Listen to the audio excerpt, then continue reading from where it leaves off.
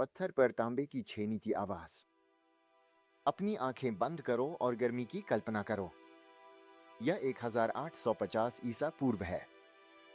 हवा में जलाए गए चूना पत्थर की गंध और फिरोजा अयस्क की धातु जैसी गंध घुली हुई है। यहाँ मध्य साम्राज्य मिस्र की छाया में दुनिया बदल रही है, युद्ध के माध्यम से नहीं बल्कि सुने जाने की निरंतर आवश्यकता के माध्यम से। ये श्रमिक बारी थे। वे एक सेमिटिक भाषा बोलते थे जो उच्च प्रतिष्ठा वाली शास्त्र लेखन के चारों ओर थी। पवित्र नक्काशियां उनके मिस्री पर्यवेक्षकों की। फिरौन के लेखकों के लिए लेखन एक दिव्य उपहार था। सैकड़ों पात्रों का एक भूल भुलैया। लेकिन एक खनिक के लिए जो तेज धूप में शिपमेंट की गणना कर रहा था, जटिलता एक बाधा थी। उन्हें एक शॉर्टकट की आवश्यकता थी, एक जनता की स्क्रिप्ट। वे दीवारों की ओर देखने लगे। उन्होंने बैल को देखा, मिस्री का। अपनी भाषा में बैल के लिए शब्द था अल्पो। एक क्षण के शुद्ध संज्ञानात्मक प्रतिभा में इन खनिकों ने अक्षर ध्वनि का अभ्यास किया। उन्होंने तय किया कि यह चित्र अब बैल के विचार का प्रतिनिधित्व नहीं करेगा, यह केवल इसके नाम की पहली ध्वनि का प्रतिनिधित्व करेगा। Glottal stop. यह प्रोटोसिनाइटिक लिपि का जन्म है। यह कच्ची थी, जल्दी में चट्टान पर खींची गई थी। इस क्षण में यदि आप अक्षर ई को देखते तो आप एक बोझ उठाने वाले जानवर को देख रहे होते। उसके सींग आसमान की ओर इशारा कर रहे थे। उसका मुंह धरती की ओर दबा हुआ था। यह झुंड का एक वास्तविक सिर था। 1200 ईसा पूर्व तक बैल उत्तर की ओर फिनिशियनों के पास पहुंच गया था। ये बैंगनी लोग थे, भूमध्य सागर के सबसे महान नाविक। बाइबलोस और सिडोन के बाजारों में समय पैसा था। फिनिशियन एलेफ पतला हो गया। झुकाव क्यों? गति। एक लेखक का हाथ तेजी से चलता है जब उसे एक लंबत जानवर नहीं बनाना होता। फिनिशियन ने वर्णमाला को व्यापार का एक उपकरण बना दिया। उन्होंने इसे देवदार की लकड़ी और रंगीन ऊन के साथ निर्यात किया। जब उनके जहाज एजियन में डॉक किए तो वे केवल सामान नहीं ला रहे थे, वे फोनेटिक वायरस ला रहे थे।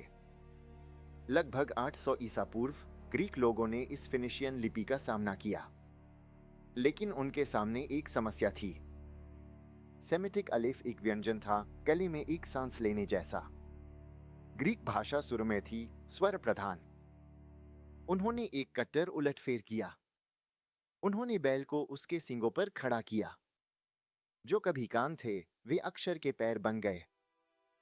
प्रारंभिक ग्रीक को बोस्ट्रोफेडन में लिखा गया था, शाब्दिक रूप से जैसे बैल जुताई में मुड़ता है, एक पंक्ति बाएं से दाएं, अगली दाएं से बाएं।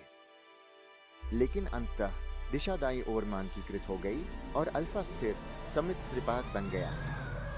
पशु अंततः सीधा हो गया। अंतिम चमक आदेश के महारथियों से आई, रोमवासियों से।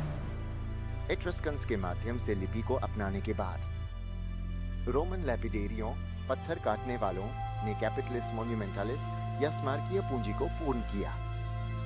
ए अक्षर के पैरों पर ध्यान से देखें। ये सेरिफ्स हैं। ये केवल सजावटी नहीं थे, ये कार्यात्मक थे।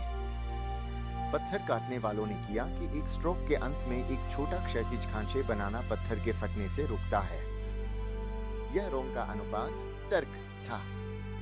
उन्होंने अक्षर को उसकी गणितीय सुंदरता दी और इसे पश्चिमी दुनिया के सिर पर स्थायी स्थान दिया।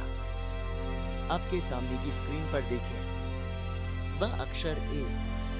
आप एक जीवाश्म को देख रहे हैं। यदि आप ध्यान से देखें तो रोमन पत्थर, ग्रीक दर्शन और फिनिशियन व्यापार की परतों के माध्यम से आप इसे अभी भी देख सकते हैं। हर बार जब आप लिखते हैं, आप एक प्राचीन बैल की आत्मा को बुला रहे होते हैं। सींग अब पैर है, थूथन अब चोटी है। 4 सहस्त्राब्दियों पहले एक नामहीन खनिक द्वारा सेवा में लिया गया। हम केवल वर्णमाला का उपयोग नहीं करते, हम एक क्रांति को विरासत में लेते हैं। ए की मौन क्रांति पूरी हो चुकी है, लेकिन बाकी के वर्णमाला का क्या? वह एक और कहानी है। हवा की सरसराहट।